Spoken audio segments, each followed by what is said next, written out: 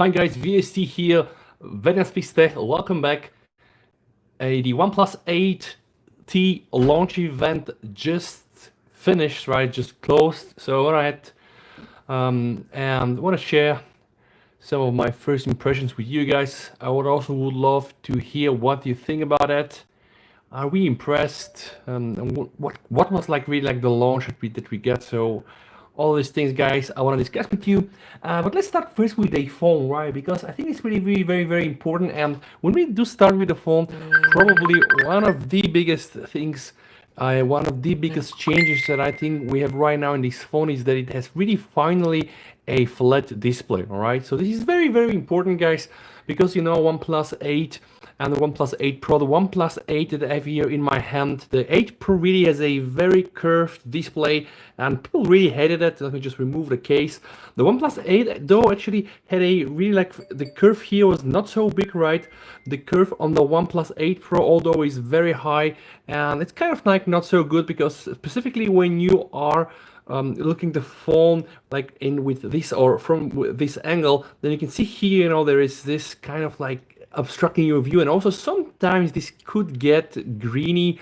And yeah, you know about green color and OnePlus 8 Pro and one that's kind of like a favorite thing. But okay, I think the biggest news, the OnePlus 8 right now, guys, it is 120 hertz, 240 I think touch refresh, 110, it's HDR10 plus, you know, all the nice good things. But the biggest news here is that it is an absolute flat screen, all right? So it is absolutely important, flat screen, all right? So let's just go see a little bit more on the battery. So the battery, 4,500 milliampere, pretty much the same amount of what we get here into the OnePlus 8 Pro, and I would say that's actually quite nice, right?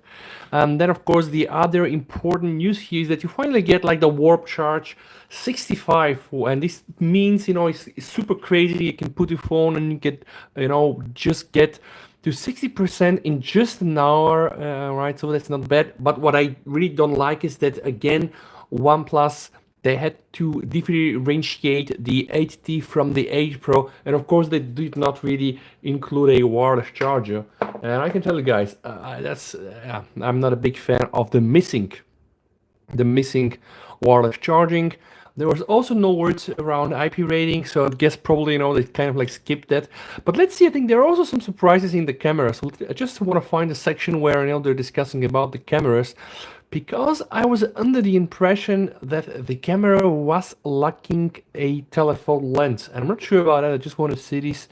Let me just see where we can find some more information. Okay, no, it's just the pricing here. No, I think this is pretty much it. So if we just try to find some more information, I'm just going to put OnePlus 8T camera. Okay, let's see here some live updates. The Indian Express. Okay. Yeah, nothing really interesting.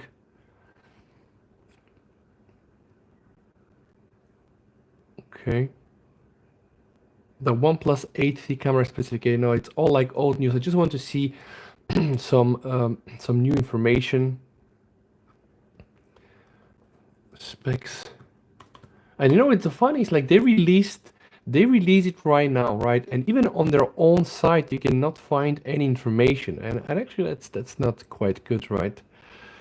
Okay, glad we just go back to that one. I think it is confirmed that the phone doesn't really have a telephoto camera, which honestly is kind of disappointing. So here, this is the camera setup. So it is a 48 megapixel rear shooter. It has 16 megapixel ultra wide shooter, a 5 megapixel macro camera, which we pretty much know is kind of useless. And it has a 2 megapixel monochrome shooter, and I'm just wondering why. I mean, who cares about this, right? And where is the telephoto camera? So apparently I'm right, there is no telephoto camera, which I think is a bummer, guys, right?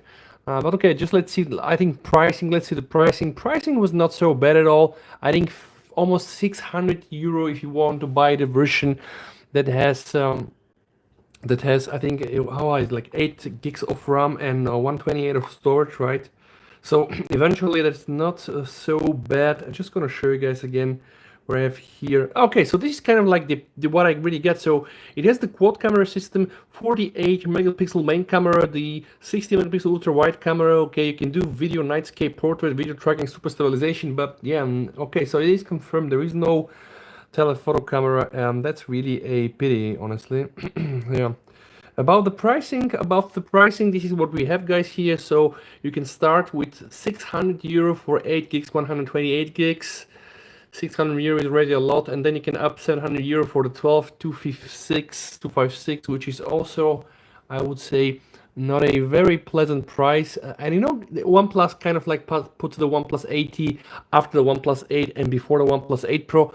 Honestly, I'm very happy that we did not live to see the OnePlus 8T Pro, because again, still the best device, guys, here is the OnePlus 8 Pro. So if you do have this amount of money, if you want consider buying a new phone from OnePlus, steer after the 8T, which I would say it's rather like a pleasant phone. Design-wise, I even did not really comment. I'm not really a huge fan of the design on the back. But guys, my honest advice to you still is like the 8 Pro is really still the king. So if you want to buy a OnePlus phone, consider still buying the OnePlus 8 Pro. If you want to settle with something less, then you can go with the 8T or 8, right? So I would not really say that the OnePlus 8T brought anything like revolutionary. It is rather like, or it was rather like a boring launch. This I can say, and I stay behind it with my words. So it was rather like a boring launch. They kind of bamboozled us with some AR things and some Bitmoji, which you know, I'm not saying it's not important, but let's say that it's not really something that I really be proud of. Okay, the flat out best display. Okay, this is here we have a tweet from Pete Lau. Yeah, the whole imagery and the whole marketing around the 8T was not really one of my favorite. I think OnePlus really did better in the past, but okay, that's not really important. This is the phone. It is official right now. It does really look more like a Samsung phone, guys, instead of a OnePlus. And again, my recommendation is, if you want to buy OnePlus phone, then just buy the 8 Pro. Don't settle for less, right? So they say never settle, and you go for the 8 Pro. Don't settle with less, all right? Don't settle with the 8T. The 8T definitely is not a bad phone, but it is, yeah, just nothing really brand new. I mean, we have all of that here in the OnePlus 8 Pro. Plus, we have a better camera setup. Plus, we have a telephoto camera. So I think this is here really like the real flagship, right? With that said, guys, we're gonna catch up on some of my newer videos. VST over and bye.